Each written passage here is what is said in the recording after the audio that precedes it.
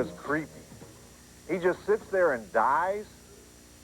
I happen to know, since I read each and every book that our films are based on, that in the novel, he's diagnosed with a brain tumor at the beginning, which sets him out on his little lark, and then at the end, he dies of the brain tumor, which makes more sense. Otherwise, why wouldn't he just get rid of the dang penny and go back again?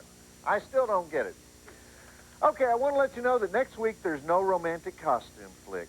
No. What we have is a wacky teen adventure flick, Adventures in Babysitting, where Elizabeth Shue drags a couple of yard monsters around Chicago. And after that, a different kind of monster drags a bunch of yuppies around a cave in Grimm. But right now, we've got the 1995 psychological horror flick, The Fear. And speaking of psychology, I wanted to talk about this. Have you guys heard about this brother and sister team in New York City who've come up with, are you ready for this? The hair part theory. They say the way you part your hair gives people a subconscious impression of you, which over time affects your personality. If you part your hair on the left, it calls attention to left brain processes, logic and verbal skills, stuff like that. If you part your hair on the right, people think you're a right-brainer, visual, artistic, musical, the non-linear type. But here's the interesting part. No pun intended, interesting part. Right? They theorize that if you're a right-brain person, but you part your hair on the left, or vice versa, it can work in your favor by tricking people into thinking you're something you're not. But usually it creates discomfort in onlookers and may lead to your being shunned. Yes, shunned. I said it. So for no other reason than being a student of psychology myself, I was intrigued by this, and I wanted to do my own hair part research. So I turn on the news to see where the important people are parting their hair. So there's a story on Clinton, but guess what? Clinton doesn't even part his hair. He's got that helmet coif that never moves, you know. The guy's head could be 2 inches under a whirring helicopter blade and nothing happens. So I change the channel. I catch one of those dang Michael Jordan commercials. Bald. That doesn't help me. Try another channel. Jack Nicholson. No real part going on there. Hugh Grant. He's got floppy hair that the women loved before he got caught with, well, let's not dwell on that.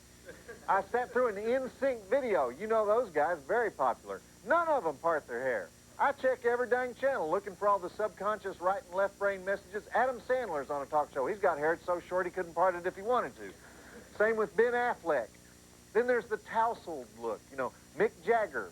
He may part his hair, but it's too messy to tell which side it's on. I watch TV for an hour. Not one person that I recognize parts their hair. Heck, I don't even part my hair. So I know what you're thinking. Joe Bob, what about girls, though? All right, 2 words for you. They do it in the center. Center part. Cher, Demi Moore, Catherine Zeta-Jones, who I swear would look good with no hair. She would. Every one of them. Is it a form of rebellion? No! It's dead organic matter from when we were monkeys. It's the only thing on our body that we don't need, right? About the only time they use it is when they dig you up after you've been in the cemetery for 40 years so they can do a DNA test on you to find out if you killed your wife or something. I mean, it's hair. All right? Anyhow, I'm getting sidetracked. What was I talking about? I was talking about the fear. Right? The old story of a psych student who takes his pals out for a weekend of fear exploration in his old house where a wooden mannequin named Morty is about to scare the bejesus out of him. Check it out. We'll do the drive-in totals at the first break. I have my own theory, the no-part theory. The way you don't part your hair gives onlookers a subconscious impression, which over time translates to, hey, look at that guy. He doesn't comb his hair. Cool. Good job by Wes Craven as the psychology professor, don't you think? Although, don't you think he smirks a little too much for a professor dealing with a student? No, they do that, don't they? They don't care. Of course, we all know why he plays the part so well. It's because he was a professor before he started the whole Nightmare on Elm Street franchise and did all those other movies. Professor of Humanities at Clarkson College in Potsdam, New York.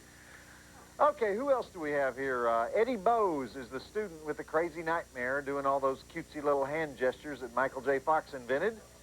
We have the white guy who thinks he's black, and the black couple just kind of came out of nowhere.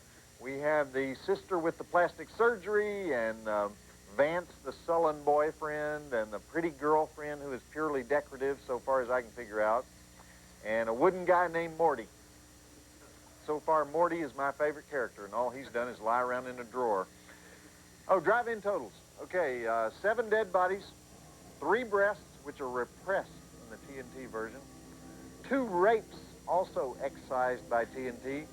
Head bonking, crucifixion, death by falling, death by aging, log to the head, gratuitous Wes Craven, puzzle ball foo, 3 stars. Okay, fear exploration coming up. You guys know what Wes Craven is directing now? Music of the Heart.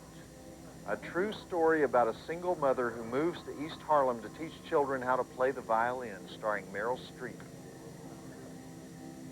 Wes, if you're watching, you're joking, right? Meryl Streep gets decapitated and then comes to life in the kids' dreams, right? Great marketing ploy, man. The housewives are going to scream their heads off. Well, I bet you guys aren't too happy to see me right now, right when Monique Mannon was taken off her top for Vance the Creep. But believe it or not, you don't get to see him in the original version either.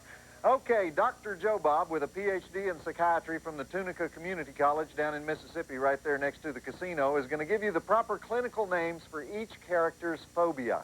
Now, I should let you know that a phobia, according to the American Psychiatric Association, is an uncontrollable, irrational, and persistent fear of a specific object, situation, or activity, or according to the Joe Bob Briggs Psychiatric Association, something that gives you the willies. Troy, the white Rastaman, suffers from entomophobia, which, according to the TNT art department, is entomophobia, or fear of insects. Alternately, he may suffer from acarophobia or acarophobia. We hired the same guy who paints the end zone for the New Orleans Saints. This has got to be right. Or the fear of itching or of the insects that cause itching. Leslie, the gal with the silicone cheekbone, suffers from rhinophobia, and I'm afraid to look. Yes, indeed, rhinophobia on this network, or fear of getting wrinkles. Vance, the nut job, suffers from pinophobia, not what you think, nor is pinophobia, fear of poverty. I think we're establishing a pattern here. Tanya, the cute blonde dating Santa Claus, has aquaphobia. And given who she's making the sign of the triple-toed centipede with, she may also have ridophilia. Congratulations! Ridophilia, which is the love of wrinkles. Mindy, who's afraid of heights, has acrophobia. All right, we're on a roll now. Rich, who's afraid of commitment, is harder to diagnose. He could have gametophobia, fear of marriage, or a simple case of hypegiophobia, fear of responsibility. He could have novercophobia, fear of your mother-in-law, or caliginophobia, fear of beautiful women. But most likely he's got chorophobia, or fear of dancing. That tends to scare a lot of guys off the old campaign trail. All right, more psyche lessons as we go along. I don't have any of those phobias. I do have, however, arachibutyriaphobia, fear of peanut butter sticking to the roof of my mouth. Can't even think about that. We'll be back with Joe Bob's Monstervision and the fear after these messages.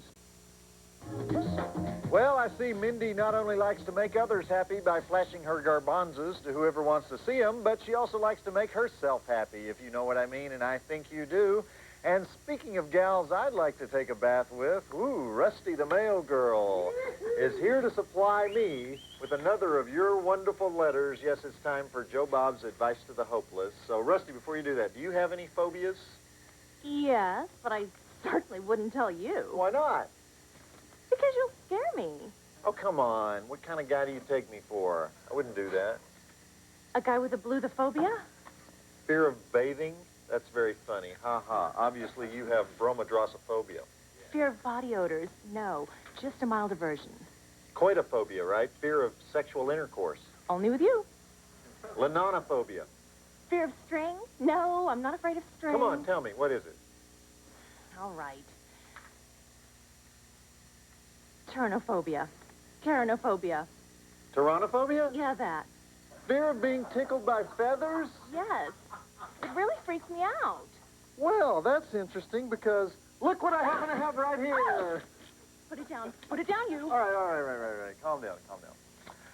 All right, everybody. By the way, if anyone's interested, they can research their own phobias on our website, tnt.turner.com/JoeBob, or you can write to us at joebob@turner.com. Here's a letter. It's from Jed in Springdale, Arkansas. I wouldn't use this. Okay. My home state, Arkansas. I can smell it now. Hey, Joe Bob. I'm a recovering paranoid schizo bipolar alcoholic living with a redhead in northwest Arkansas. I've had some difficult times, but I've found that regularly watching Monstervision helps. My hands shake from years of meds and stuff. I can't operate a keyboard. Sure would like to get one of those T-shirts. I have to go secure the backyard and check all of the locks. Again. Peace, Jed, Springdale, Arkansas. Jed, you expect me to believe that you trust a redhead? Ha! What do you mean? Should I show him my scar? That was self-defense. I was just brushing some lint off of you. You pinched my butt. Well, that's where the lint was. Mm-hmm. Next time you get violent, I can defend myself. We'll be back with Joe Bob's Monstervision and the fear after these messages. Why doesn't Mindy just jump out? She's trapped on a toy train traveling at about 1 mile per hour, screaming, "Stop the train! Stop the train!" And somehow the wily campus rapist is able to run and catch up to the train, jump aboard, and do his crime while the train is going through the dark tunnel. Is that what we're supposed to get from that? See, I guess Mindy probably has siderodramophobia, fear of train travel. Okay, let's do some ads and get back to it. Oh, actually, she has sidero-mini-dramophobia, doesn't she? Fear of toy train travel. We'll be back with Joe Bob's Monstervision and the fear after these messages. So the facelift woman somehow dies of rapid aging. I'm not real clear on how or why Morty did that, but Actually, what happens if I just did realize why Morty did that, but it's not in the script? Actually, Morty represents your greatest fear, right? And her greatest fear was getting old, and so she aged really, really fast because she didn't believe in Morty. Morty looks pretty dang cool, though, even though the story has become kind of a mess. That was Ann Turkel as Leslie, ex-wife of Richard Harris. And in order to be married to him, I hope she didn't have potophobia, fear of alcoholic beverages, because that was in Richard's big drinking days. Actually, this movie's not bad. I like this movie. Up till this point, it could have been an old-fashioned murder mystery.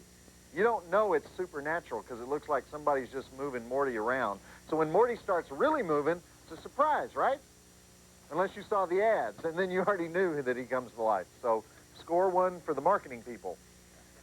They also promoted the heck out of Wes Craven, and then it turned out he was only in the movie for 5 minutes. So 2 for the marketing guys. Okay, back after the ads.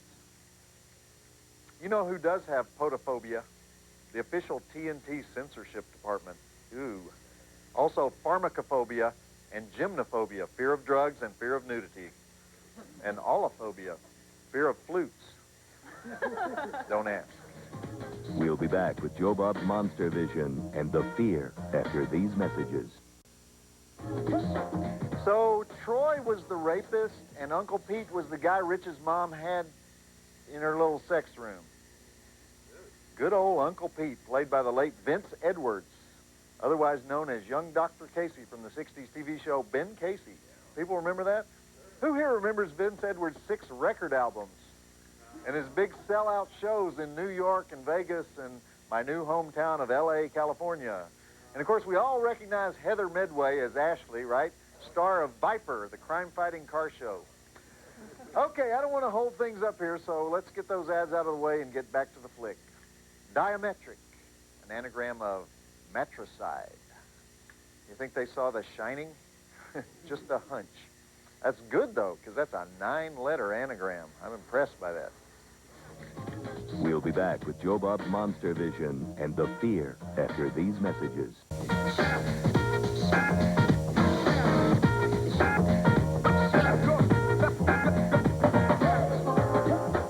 Good way to sell a house, huh?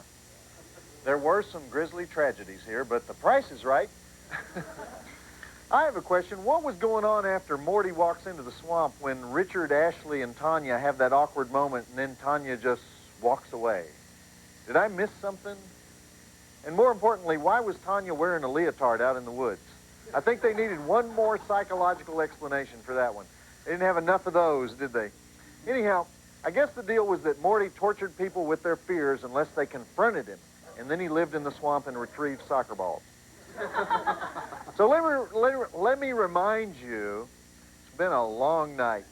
Next week is a favorite of anybody who was 9 years old in 1987, Adventures in Babysitting, where Elizabeth Shue and 3 annoying kiddos careen around Chicago in a station wagon trying to outrun gangsters, and more important, not get caught by their parents.